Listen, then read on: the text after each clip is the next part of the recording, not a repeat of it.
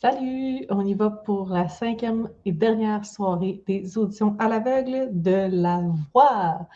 Donc, on a commencé la soirée avec Gabrielle, plus jeune candidate à entrer à La Voix. J'allais dire Star Academy, ça va pas bien. Elle a chanté What a Girl Wants. Elle a vraiment un beau timbre de voix. Je pense que c'est ça qui la distingue. Une belle maturité. On ne peut pas croire qu'elle a 15 ans de dos. Et même en la regardant, euh, en l'écoutant, définitivement, elle a une maturité dans sa voix. Et ça lui a permis de rentrer dans l'aventure. Ce genre de candidate-là choisissent Marc Dupré. C'est pas surprenant. Donc, elle est partie avec l'équipe de Marc. Beau catch pour l'équipe Dupré. Par la suite, il y a eu Steven qui est ici. Donc, Steven, il a chanté Étienne Daou, chanson que je ne connaissais pas. Ça démontre beaucoup son identité artistique. C'était très cool comme performance. Il y a juste une personne qui s'est retournée et surprenamment, c'est Marjo. Encore une fois, je pense que c'est le candidat qui aurait plu à l'équipe Pierre Lapointe ou Louis-Jean Cormier. C'était peut-être un peu trop alternatif pour Corneille. Mais en tout cas, il a été sauvé. Il sera de l'équipe de Marjo, comme je disais préalablement. On y va maintenant avec le troisième candidat qui se nomme Mathieu, qui est juste ici. Mathieu, il a chanté Falling, une chanson de Harry Styles. Et c'est toujours dangereux, des chansons comme ça. Il y a un très bon thème, powerful, touchant. Il y a eu des petits enjeux de justesse. Il y a 2 coachs qui se sont retournés pour lui et il a décidé d'aller avec Corneille. Donc, quand même une grosse performance. C'est la haute voltige de chanter les chansons de Harry Styles sur un studio comme ça pour la première performance. Définitivement. C'est dangereux. On continue avec Tommy. Ah, Tommy. Tommy a chanté une des chansons que je préfère de la comédie musicale Roméo et Juliette. Je l'ai écouté des millions de fois. J'adore Damien Sargue, qui était celui qui a chanté ça c'était quoi en 1994? Genre, je ne suis pas sûre des dates, là, mais c'était les années 90 qui ont refait une tournée de Roméo et Juliette avec Damien Sargue, qui a chanté J'ai peur. C'est une chanson, tu sais, moi, en tête, j'ai la voix de ce chanteur-là. Il a quand même fait une grosse performance, puis je pense que c'était quand même une chanson intéressante parce qu'il y avait un bon build-up. Tu sais, au début, c'est tout doux, puis ça augmente, puis on a pu voir ses capacités vocales. C'était pas parfait. J'ai pas eu nécessairement de coup de cœur, mais je voulais comme pas qu'il parte. Donc, j'ai vraiment été contente que Mario se retourne pour Tommy. Et j'ai hâte de voir ce qu'il va le faire chanter. Est-ce que c'est un gars qui tripe ses comédies musicales? Est-ce que c'était juste parce qu'il pense que ça fait valoir sa voix le plus, ce genre de tune-là? Je suis surprise par le choix. C'est quand même audacieux. On continue avec Nathael, qui est ici, qui a chanté Take Me to the Church. Ça aussi, c'est quand même une bonne grosse chanson.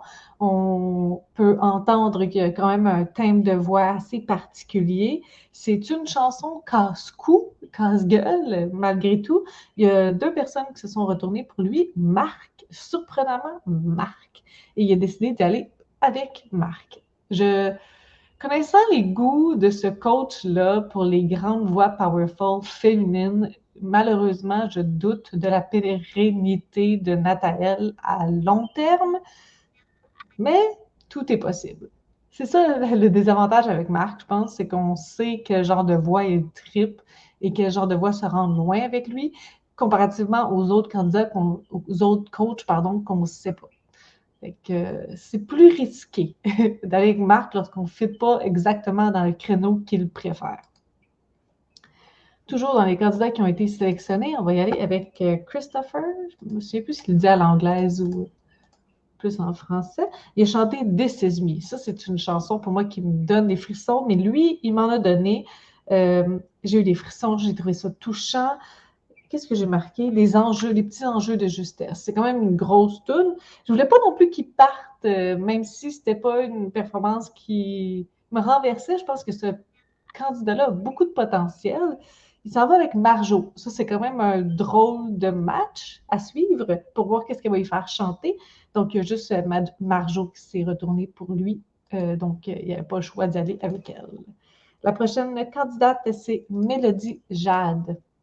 Elle a chanté Papa Outé, mais dans une version complètement revisitée. Elle a démontré son identité artistique. C'est une interprétation vraiment différente de la version originale. Et comme disait Corneille, c'est quand même risqué de prendre du Stromae. Donc, il y a 3 coachs qui se sont retournés pour elle. Elle a décidé d'aller avec Corneille.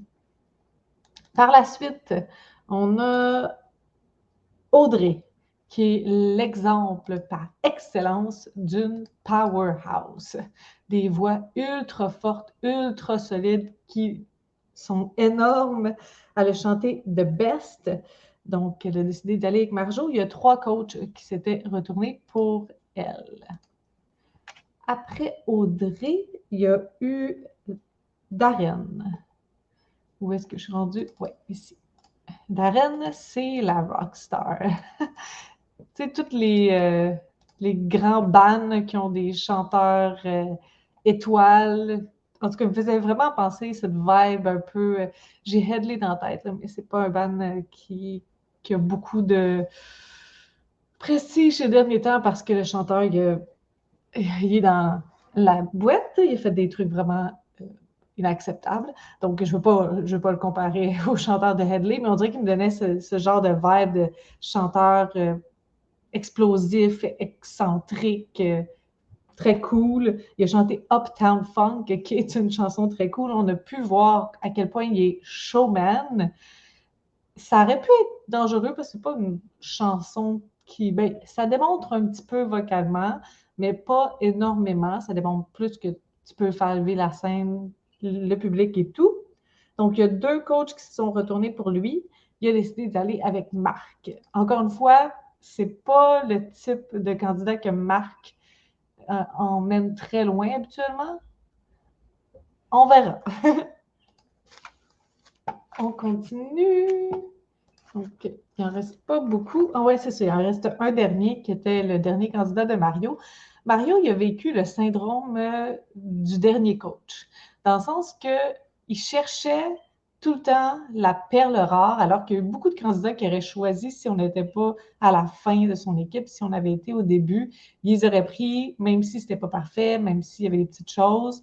Là, il cherchait un peu comme en désespoir de cause, le candidat magique, magnifique, celui qui ferait tout changer. Donc, c'est ça. Il y en a une couple qui se sont fait dire non par Mario parce qu'il cherchait un peu l'impossible. Mais finalement, il a trouvé Joël et il était content. Joël, il a chanté I Surrender. On a entendu qu'il était solide. Il avait quand même une belle grosse voix pour être capable de chanter ça. Et c'est le dernier candidat de Mario. Et je viens de réaliser que je ne vous ai pas montré Joël. Donc, voilà pour le dernier candidat, dans le fond, qui rentre à la voix.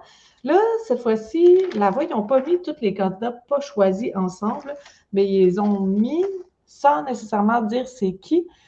Fait que là, j'ai pas fait mes devoirs. Il y en a que je me souviens. Désolée, ma voix est bizarre. Mais vers la fin, j'ai peut-être pas mis la bonne image avec le bon candidat. Désolée si ça arrive. Donc, le premier candidat qui n'a pas été sélectionné, c'est Nick. Nick a chanté Hélène. On sentait beaucoup sa nervosité à ce candidat-là. C'était joli. Je ne suis pas sûre que c'était le meilleur choix de chanson. Puis ce qui est vraiment dommage, c'est qu'une fois que tout est terminé puis qu'il est allé chiller avec les coachs après, c'est vraiment là qu'on a vu sa personnalité. Donc, les nerfs, ils ont joué des tours à Nick. J'espère qu'il va revenir parce que moi non plus, je n'aurais pas choisi ce candidat-là sur la performance qu'il a faite. Mais après, j'étais comme, je pense qu'on a perdu un bon candidat. Ça arrive une couple de fois cette année, hein? Habituellement, je ne me souviens pas que ça arrive tant que ça. Il y a quelque chose dans peut-être la préparation ou avec la COVID, peut-être que les gens ont fait moins de shows, puis sont moins solides, puis les nerfs jouent là-dedans, malheureusement, parce que je ne me souviens pas que c'était tant euh, ce pattern-là qui arrivait dans les autres saisons, que les coachs n'en choisissaient pas, puis on se disait comme « Ah, zut! » Finalement, il aurait dû. Mais là, c'est arrivé quand même une couple de fois. Par la suite, il y a eu Myriam, qui a chanté Call in the Blues. Grosse performance vocale, quand même surprise que personne ne se soit retourné. Peut-être que Marjo était déjà pleine à ce moment-là. Non, c'est pas vrai parce qu'elle a eu une candidate après. Fait que je sais pas trop pourquoi, ça a juste pas cliqué. Peut-être que le choix de chanson, mais en même temps, ça a pu démontrer beaucoup de choses. Peut-être qu'elle essayait trop. Je sais pas. Mystère et boule de gomme. C'est pas mon choix de chanson préférée, mais définitivement, on voit qu'elle a du talent. Après Myriam, il y a eu un ancien candidat de la voix. Lorsque je l'ai vu, j'étais comme, ah, est-ce que c'est un ancien Star Academy? Je sais c'est qui, Jonathan. Je le suis même sur Facebook. Mais là, finalement, Marc a dit qu'il était de la voix 1. Il a chanté Good Things Fall Apart. C'était solide. On a entendu son petit grunge dans les hautes. Je ne suis pas sûre que c'était le meilleur choix de chanson pour ce candidat-là. Malheureusement, j'aurais aimé ça qu'il rentre parce que c'était une performance bonne, mais je pense qu'il n'a pas démontré son petit plus dans cette performance-là, malheureusement. Après Jonathan, il y a eu Audrey-Anne. Puis là, ah non, elle, je sais c'est qui, parce que je l'ai comparée à Alicia Moffett dans son style vestimentaire et de voix. Elle a chanté Language, qui est une chanson que je ne connaissais pas et qui ne me plaît pas tant que ça. Mais ça a permis de voir que son style vocal me faisait vraiment penser à Alicia Moffett. Dans sa gestuelle aussi, elle était solide. Il y a eu quelques petits enjeux de justesse, mais je pense que c'est peut-être son choix de chanson qui n'a pas été gagnant. Donc, malheureusement, elle n'a pas été choisie pour la voix, mais je pense que c'est la dernière candidate que Roxane a choisie pour la voix parallèle que je ne suis pas allée voir. Il va falloir que j'aille voir ça. Là, c'est eux que je suis moins sûre de qui ils sont, puis ça ne me tentait pas de réécouter l'épisode de la voix. Je pense que lui, c'est Joël qui a chanté Fire Away. Mais là, c'est des candidats que Mario a comme rejeté, ben pas rejeté, mais n'a pas accepté dans son équipe, fait qu'on n'a pas vu beaucoup. Par la suite, il y a eu Olivier qui a chanté une version à la guitare de I Drove All Night. J'ai trouvé ça très, très, très, très cool, mais ça rejoignait pas beaucoup le style de Mario, si je ne me trompe pas. Après ça, il y a eu Johanna. Je pense que c'est elle, Johanna,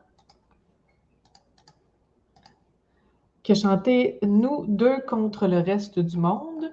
Puis là, je me rends compte qu'il me manque un candidat qui est Dominique qui a chanté I Have Nothing. Mais bon, c'est ça la vie. Fait que ça fait le tour pour les 5 semaines d'audition à l'aveugle de Star Academy. Ah! De la voix. Ça rentre pas dans ma tête, je suis encore dans Star Academy. Je peux pas dire que j'ai eu des énormes coups de cœur pour des candidats.